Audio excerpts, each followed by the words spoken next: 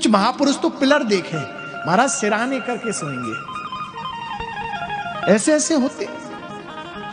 बुद्धि भी उसके साथ रहती है जो भोग की तरफ ले जाता है, यह निश्चित है।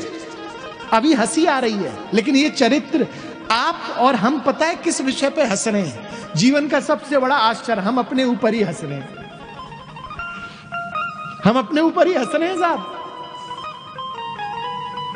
लेकिन अभी बुद्धि चल नहीं रही है, अभी तितिक्षा नहीं है, अभी धृति नहीं है, अभी स्मृति खुली नहीं है। जिस दिन दिमाग के तार खुल गए उस दिन पता है हम क्या करेंगे? उस दिन हंसेंगे नहीं, हम अपनी गलतियों पर पश्चाताप करेंगे और सही रास्ते पर चलने का रास्ता प्रशस्त करेंगे। एक दिन कहते हैं कि श्री ध्रुव जी महाराज, उत्तानुपात के 2 महल थे। अपने महल में सुरुचि को रखते थे और सुनीति दूसरे महल में रहती थी। ऐसा ही होता है, हम थोड़ा सा अपने जीवन से आध्यात्म दूर ही रखते हैं, हम भोग के सामान ज्यादा पास रखते हैं। और एक दिन श्री ध्रुव जी महाराज का भाव हुआ कि मैं अपनी पिता की गोदी में सिंहासन पर बैठूंगा। और जैसे ही महल में प्रवेश किया, सामने सिंहासन पर सुरुचि जी के साथ में उत्तानुपात विराजमान थे। और जैसे ही उत्तानुपात जी की गोदी में बैठने ही वाले थे, तुरंत सुरुचि जी ने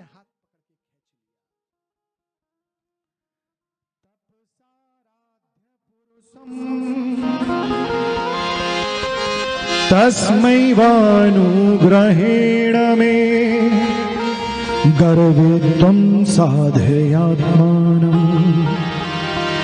यदिच्छति न पासनम्। तपसा आराध्य पुरुषम तस्मैवानुग्रहेण में, जा तप कर, और तप करने के बाद जब तू मेरे गर्भ से आएगा तब इस सिंहासन पर बैठने लगा। और पहले की मैया तो ऐसी होती, किसी ने डांट भी दियो तो कोई बात नहीं है, मेरे बच्चों को अच्छे के लिए डांटो होगो, अच्छे संस्कार देने के लिए डांटो होगो, मेरा बच्चा कोई गलत कार्य कर रहा हो।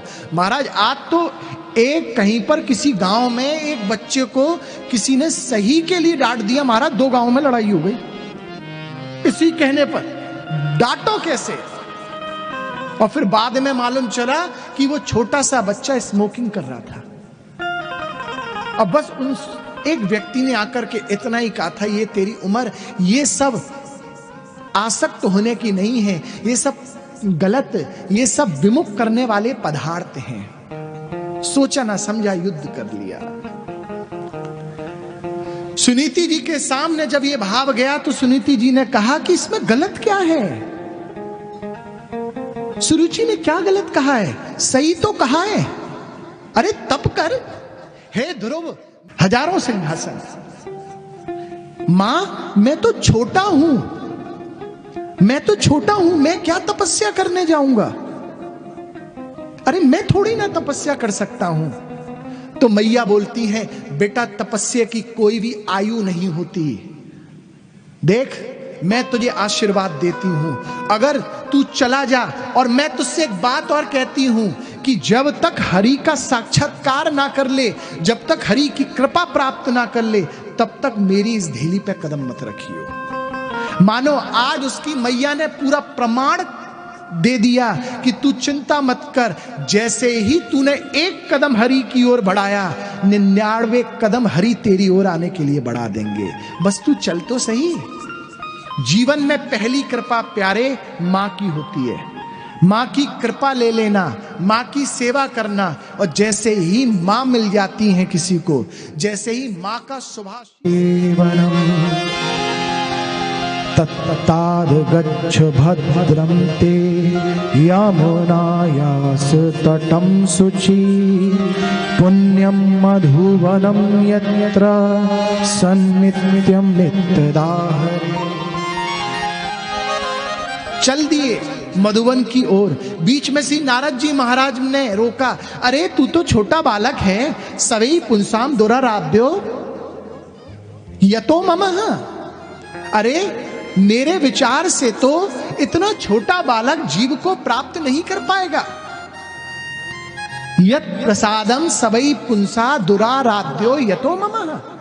इतना छोटा बड़ा वचनबद्ध बनो, जो कह दिया उसको करने की सामर्थ्य रखो। अगर जो कहने के बाद भी करने की सामर्थ्य नहीं रखता तो बंधुओं वो जीव जीव नहीं, उसकी योनि पशु के समान है। याद रखिए के होने का दिखावा कर रहा है, और एक बार जब गुरु आपकी परीक्षा ले ले और आपके भाव का दर्शन कर ले तो गुरु ही आपको अकेला नहीं जाना पड़ता, फिर गुरु का आशीर्वाद प्राप्त करके गुरु ही आपको वो मार्ग पर प्रशस्त करा देता है। चला जा अब इस मार्ग पर, मैं तुझे आशीर्वाद देता हूं, तू 6 महीने में भगवान की प्राप्ति कर लेगा। श्री नारद जी महाराज ने आशीर्वाद प्राप्त प्रदान किया और मंत्र दिया, ओम नमो भगवते वासुदेवाय, ओम नमो भगवते वासुदेवाय, ओम नमो भगवते वासुदेवाय। ये मंत्र शिष्य की गोदी में डाल दिया। याद रखना, गुरु लाखों को ही नूर पड़े रहेंगे, जितना खोआ है उससे 10 गुना ज्यादा प्राप्त कर लोगे।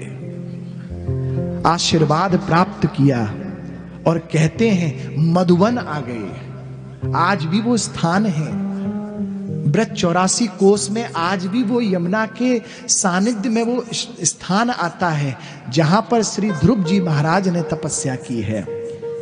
अब यहां पर श्री ध्रुव जी महाराज, त्राही त्राही मच गई, सभी देवताओं की गद्दी हिल गई। इंद्र ने जैसे ही अग्निदेव से कहा कि अरे किसी ने वायु को ग्रहण कर लिया है, समस्त आकाश से वायु निवृत्त हो गई है, खत्म हो गई है, जितने भी जीव जंतु हैं, अरे इस सृष्टि का प्रलय हो जाएगा, आप जाओ, जो ये बालक तपस्या कर रहा है इसकी तपस्या में। और अंत में अपनी श्वास को रोक करके जैसे ही श्री ध्रुव जी महाराज ने 5.5 वर्ष ही हुए थे, 5.5 महीने ही हुए थे, और जैसे ही 6 महीने भी पूर्ण नहीं हुए थे, और अपनी श्वास को केंद्रित करके श्री ध्रुव जी महाराज ने जैसे ही आज प्रभु श्री हरि का ध्यान किया तो कहते हैं श्री जैसे ही धरा पर स्पर्श होने वाली थी, तुरंत वैकुंठ को त्याग करके साक्षात हरि भगवान ध्रुव के सम्मुख प्रकट हो गए। बोल हरि भगवान की जय।